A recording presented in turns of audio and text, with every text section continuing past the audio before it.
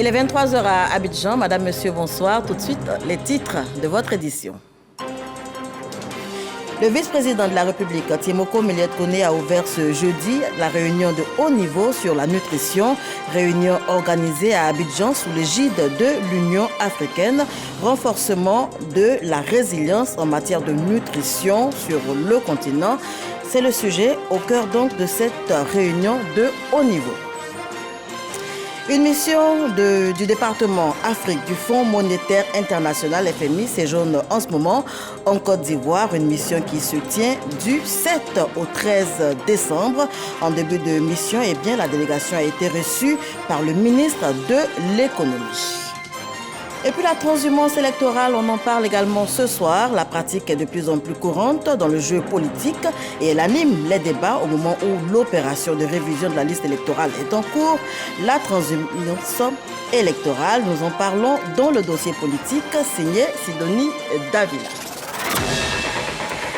Voilà pour les titres. Je vous le disais tantôt, le vice-président de la République, Tiemoko Méliès Koné, a ouvert ce jeudi la réunion de haut niveau sur la nutrition, réunion organisée ici même à Abidjan sous l'égide de l'Union africaine. Il est question de renforcer la résilience en matière de nutrition et de sécurité alimentaire sur le continent. C'est ce que nous dit Viviane Aïma. Démarré le 6 décembre par la réunion des experts qui s'est étendue sur 2 jours, ce jeudi 8 décembre s'est ouverte la réunion de haut niveau sur la nutrition en Afrique, en présence d'un parterre de hautes personnalités venues de toute l'Afrique. Sa Majesté le roi du Lesotho, champion de l'Union africaine pour la nutrition, la vice-présidente de la Zambie, le premier ministre du Congo, des délégations de plusieurs pays du continent, le vice-président de la République Koné Tiemoko Méliès représentait le président de la République Alassane Ouattara, le Premier ministre Patrick Achi et des membres du gouvernement, en présence également du président de la Commission de l'Union africaine, du représentant du secrétaire général de l'ONU, des représentants des structures de l'ONU en charge de la nutrition, les partenaires techniques au développement. Une réunion de grande envergure sous l'égide de l'Union africaine. Et selon le vœu émis par le président de la République Alassane Ouattara dans son plaidoyer auprès de la conférence des chefs d'État de l'Union africaine pour que l'année 2022 soit déclarée année de la nutrition.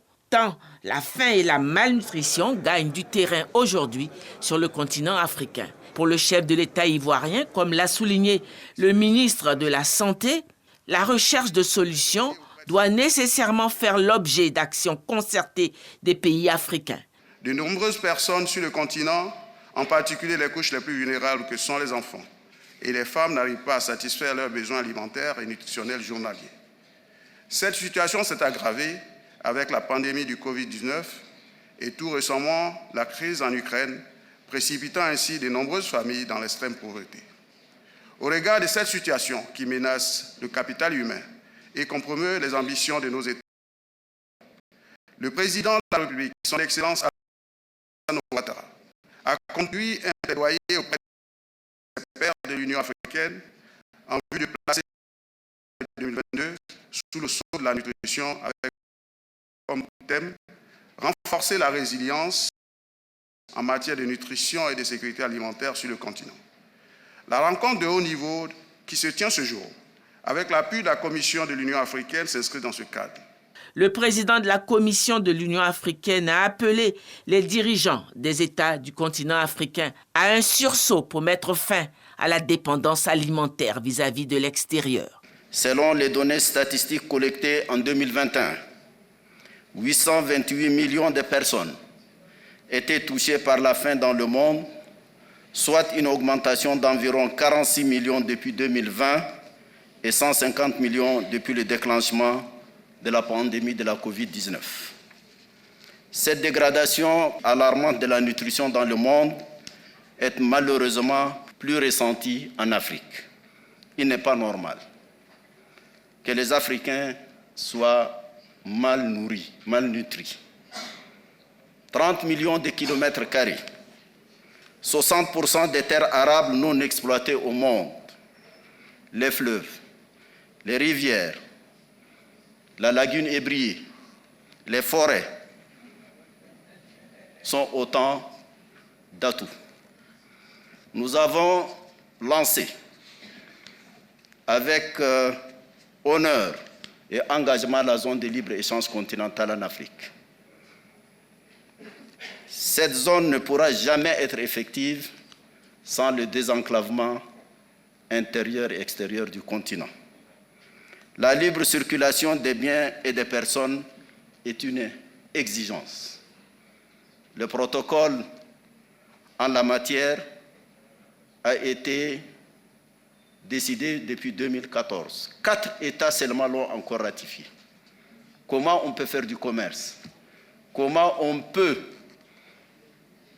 faire circuler les produits alimentaires pour lutter contre la nutrition si on n'ouvre pas les frontières? D'autres pistes de solutions ont été soumises à la réflexion des participants. Le champion de l'Union africaine pour la nutrition, le roi du Lesotho, a plaidé pour des financements massifs publics ou privés dans le secteur agricole et agro-industriel. Le vice-président de la République, Koné Moko Mélié, intervenant au nom du président de la République, Alassane Ouattara, a pour sa part mis en avant l'impérieuse nécessité d'une réelle volonté politique des dirigeants africains, accompagnée par la mise en place d'un cadre d'action stratégique. La présente rencontre d'Abidjan permettra de définir une démarche commune pour relever les défis auxquels sont confrontés nos États en matière de souveraineté alimentaire et nutritionnelle. Le conflit russo-ukrainien a d'ailleurs fait ressortir la fragilité de la plupart de nos pays dans ce domaine. De façon générale, l'élimination de toutes les formes de malnutrition demeure assujettie à la maîtrise des effets néfastes du changement climatique, des conflits armés, des catastrophes naturelles et des crises sécuritaires et sanitaires. Bien souvent, ces crises ont eu pour conséquence la remise en cause de certains acquis difficilement obtenus par nos pays. La Côte d'Ivoire s'est engagée à combattre la malnutrition, toutes formes confondues. Le président de la République, son Excellence M. Alassane Ouattara, a également fait de la lutte contre l'extrême pauvreté une de ses priorités, tout en contribuant à promouvoir la prospérité partagée. Il s'agit en effet d'un pas important du développement social et humain qui engage plusieurs secteurs comme la santé, l'agriculture, l'hydraulique, la protection sociale, l'éducation, l'alphabétisation, l'assainissement et j'en passe. Dans un tel contexte, la recherche d'une synergie de ces politiques sectorielles, communautaires et gouvernementales a conduit la Côte d'Ivoire de mettre en place une coordination dont l'ancrage se situe au niveau de la présidence de la République. C'est pour en dire toute l'importance. La réunion de haut niveau sur la nutrition en Afrique s'est donc ouverte ce jeudi 8 décembre à Abidjan, meublée par des panels et des travaux en atelier. Voilà, renforcer la résilience en matière de nutrition et de sécurité alimentaire sur le continent africain, thème au cœur donc des travaux lors de ces assises organisées sur 3 jours au bord de la lagune Ébrié. À l'issue de ces travaux, des recommandations ont été faites, notamment la nécessité d'accélérer la gestion des données, le cadre législatif et la mobilisation des ressources. Des recommandations adoptées à l'unanimité et au nom du chef de l'État, le président Alassane Ouattara, le vice-président Moko Mélié s'est réjoui des différentes résolutions pour donc booster les politiques africaines contre la malnutrition. On change complètement de sujet à présent. Le ministre du Budget et du portefeuille de l'État, Moussa Sanogo, a rencontré le jeudi 1er décembre dernier les députés de la Commission des affaires économiques et financières de l'Assemblée nationale. Une rencontre au cours de laquelle les députés, toutes tendances confondues, ont exprimé leur satisfaction quant au processus d'adoption de la loi des finances qui vient d'être donc achevé. Le processus conduit par le ministre Moussa Sanogo a débouché, notons-le, sur l'adoption des budgets des différents départements ministériels. On fait le point avec Jean-Louis Gbangbo.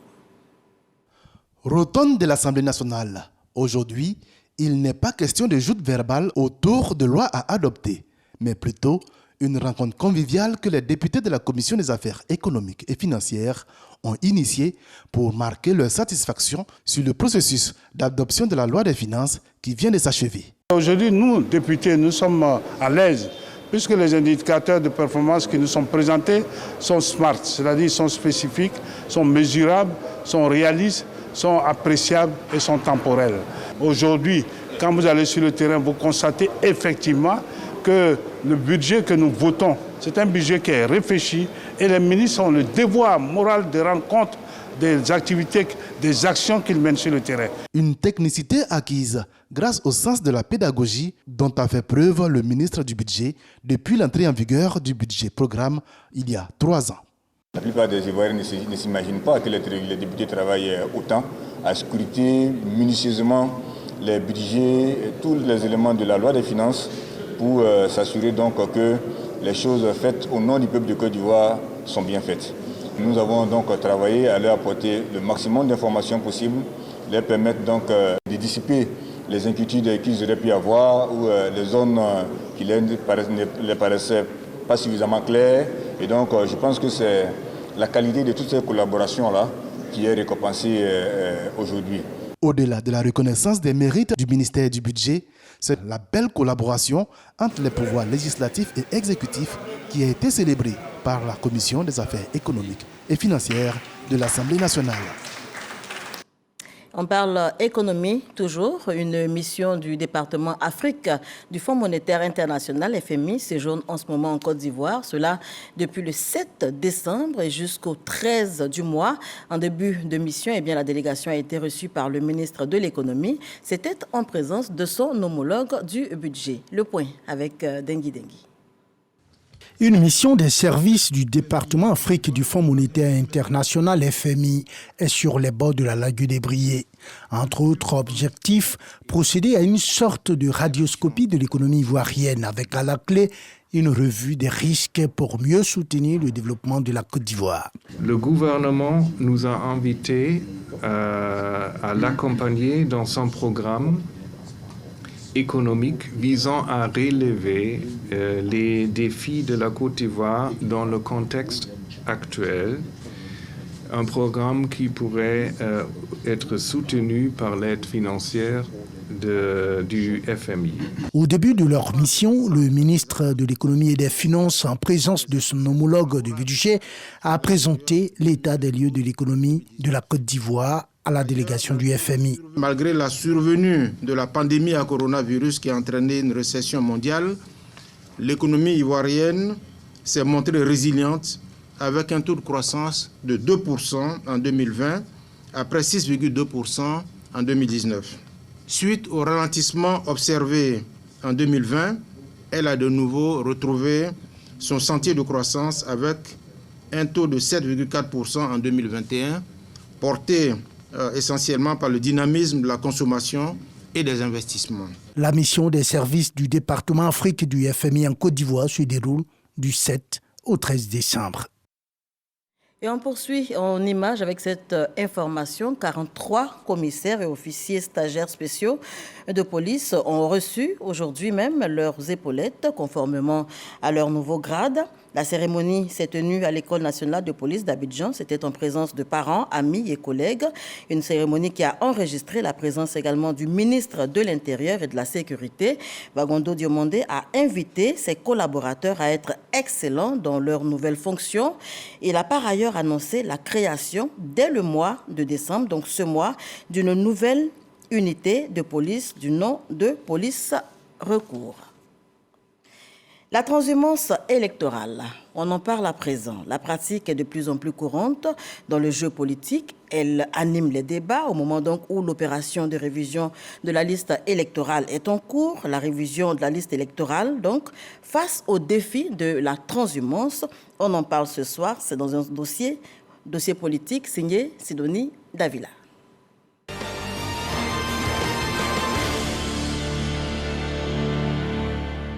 La transhumance électorale, Le débat refait surface depuis le lancement de la révision de la liste électorale. Tia Salé, localité située à 121 km d'Abidjan, la capitale économique. Le maire Assalé Tiemoko dénonce des personnes non résidentes venues se faire enrôler sur la liste électorale. Il se trouve que depuis le 19 novembre 2022, la CEI a entrepris de réviser la liste électorale. C'est l'occasion de tout trouver par des acteurs politiques ici à Tia Salé pour prendre des cas de soit 10 places, des cas de 50 places, de 22 places, pour ramasser des gens moyennant de l'argent pour venir les faire enrôler ici à Tia Salé afin que ces gens-là viennent décider de l'élection en 2023. Cette interpellation conduit la CEI à produire un communiqué pour rappeler les dispositions légales. Une réponse juridique, c'est la solution toute trouvée par le législateur pour circonscrire ce fléau. C'est en 2020 que le président de la République, Alassane Ouattara, prend une ordonnance qui fait de la transhumance électorale une infraction désormais pénale. Celui qui s'inscrit dans une zone où il n'est pas domicilié, où il ne réside pas, où il ne paye pas ses impôts, sera coupable de transhumance. Et ce faisant, il sera sanctionné d'une peine d'emprisonnement de 6 mois à 12 mois. Et nous avons autant d'éléments pour identifier tous ceux qui sont dans la transhumance. La classe politique, qui note que la pratique de la transhumance électorale prend de l'ampleur, ne manque pas de la condamner de façon unanime. Le cas qui a attiré plus notre attention, c'est le cas de Tia Salé. Nous avons aussi l'université de Bouaké, qui a été vidée de son contenu au profit de Didier Vie. Nous avons aussi à Yamoussoukro, Abidjan aussi, c'est un phénomène récurrent. Ceux qui sont en sous-préfecture se déplacent pour venir s'enregistrer en commune, juste pour constituer un bétail électoral. Et ça, c'est condamné par le Front populaire ivoirien. On m'a signalé que dans une localité, notamment à Oumé, qu'il y a un responsable qui aurait déjà délivré plus de 1000 certificats de résidence. Et ça m'étonnerait que 1000 personnes puissent déménager aussi dans une période aussi courte à Oumé. Et donc, nous sommes contre cette pratique et nous décourageons fortement nos militants, nos sympathisants, nos électeurs et de manière générale, tous les Ivoiriens qui sont déjà inscrits sur la liste électorale à se prêter à cette pratique. Ils sont nombreux, ces jeunes qui, conscients des effets pervers de cette pratique, refusent de répondre favorablement aux différentes sollicitations. Indirectement, j'ai entendu parler des amis et autres qui m'ont proposé de faire mes papiers pour être un votant à l'élection. Et puis, au fait, ils ont des candidats spéciaux pour, je ne sais pas, voter pour eux dans d'autres communes, d'autres villes même. Est-ce que vous avez accepté? Non, je n'ai pas accepté. J'ai vu des gens pratiquer la transhumance, mais je n'ai pas trouvé ça correct. C'est comme tu arrives chez moi, moi je connais mes besoins et je sais qui peut bien gérer ma maison. Donc je vote pour la personne. On prend quelqu'un ailleurs pour l'envoyer qui ne sait pas comment on peut gérer mes besoins à la maison. Pour freiner cette pratique, les acteurs politiques ont recours à la veille stratégique et à la sensibilisation. Nous lançons un appel aux hommes, aux femmes, afin que tous ceux qui habitent à Bobo, tous ceux qui résident à Bobo se fassent recenser, se fassent enrôler effectivement dans la commune d'Abobo et non ailleurs.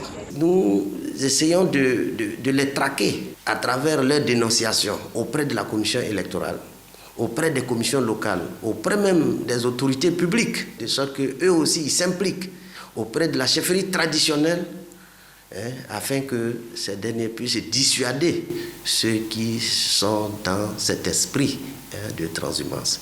Nous participons avec les autres partis politiques à la réflexion pour mettre fin à cette pratique. Nous nous sommes donné les moyens légaux pour freiner ce phénomène ici à Salé. La transhumance électorale, le sujet sera encore à l'ordre du jour à l'étape du contentieux électoral. Ce sera l'occasion de régler toutes les irrégularités selon la commission électorale indépendante. Pendant le contentieux, nous affichons toutes les réclamations que nous recevons pour ouvrir ce qu'on appelle le contradictoire, pour que les personnes concernées puissent, elles aussi, venir faire ce qu'on appelle des observations, c'est-à-dire apporter les preuves contraires de ce qu'on leur reproche. Une fois que nous avons et les réclamations et les observations, donc ces documents contradictoires, la commission locale va siéger, examiner les documents qu'elle a reçus de part et d'autre, et prendre une décision. Soit qu'elle donne raison en griffe au réclamant, soit qu'elle donne raison plutôt à la personne mise en cause, et elle affiche sa décision. Et lorsque la personne concernée n'est pas satisfaite de cette décision, elle peut saisir le tribunal, territorialement compétent, c'est-à-dire qui couvre le lieu de vote concerné. Et une fois que le tribunal rend sa décision, elle s'applique et à la CEI et au requérant.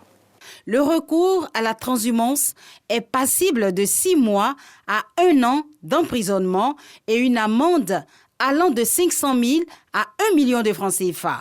En outre, la radiation du contrevenant peut être ordonnée par la Commission électorale indépendante. La révision de la liste électorale face au défi de la transhumance, un dossier signé Sidonie Davila du service politique de la rédaction. Et toujours sur le terrain politique, le RHDP s'organise pour les élections à venir. Le directoire du RHDP tenait mercredi sa 13e séance de travail. La préparation des prochaines élections locales, régionales et municipales à l'ordre du jour. Une séance sous la direction du président du directoire, le ministre d'État Gilbert Kafana Koné. C'est avec Abdoulaye Koné qu'on fait le point. C'est la salle Félix Houphouët-Boigny de l'hôtel de ville du Plateau qui a servi de cadre à la 13e rencontre du RHDP. Après l'exposé du secrétariat national en charge des élections, le parti a arrêté quelques dispositions. Les modalités de réception, de traitement des aspirations de candidature ont fait l'objet d'un examen minutieux par le directoire. Le directoire a marqué son intérêt pour la mise en place d'un mécanisme d'arbitrage des différentes candidatures. Un agenda pour finaliser donc la liste des candidats du parti aux prochaines élections locales a été également soumis au directoire par le secrétariat national en charge des élections. Le directoire a aussi entériné 3 documents. Le premier document est relatif au processus de désignation des candidats du RHDP aux prochaines élections locales. Ce document fixe les conditions d'accès et les modalités de réception des candidatures. Le deuxième est un document portant mise en place de commissions régionales d'arbitrage des candidatures. Enfin, le troisième document porte sur le calendrier de sélection des candidats aux élections régionales et communales. Il est bon de rappeler que la prochaine réunion du directoire se tiendra, quant à elle, le 19 décembre prochain. La liste définitive des différents candidats devrait être connue. Les membres des institutions de la République, notamment l'Union des villes et communes de la Côte d'Ivoire, avec aussi le Conseil économique, social, environnemental et culturel, CESEC, et l'Assemblée nationale, ainsi que leurs familles, pourront désormais voyager aisément en Europe et à des tarifs réduits. C'est ce qui ressort du partenariat signé ce mardi entre les dites institutions et l'entreprise aérienne Corsair. Dengui Dengui. Des présidents d'institutions de la République, notamment l'Assemblée nationale et le Sénat, signent un partenariat avec la compagnie aérienne Corsair.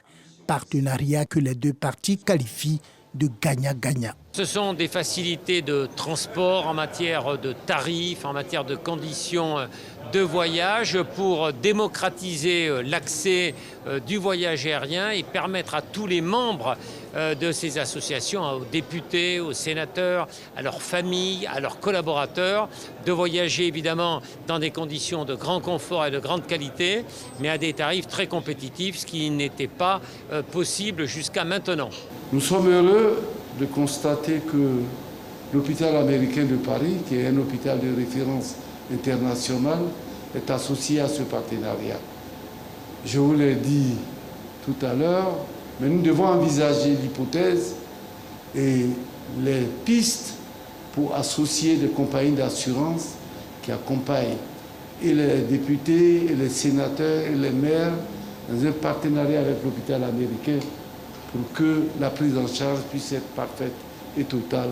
Ce partenariat signé dans une ambiance haut en couleur et bon enfant ne concerne pas seulement le transport aérien des membres des institutions de la République et leurs familles, il intègre également des prises en charge médicales de qualité et à des coûts compétitifs selon les deux parties.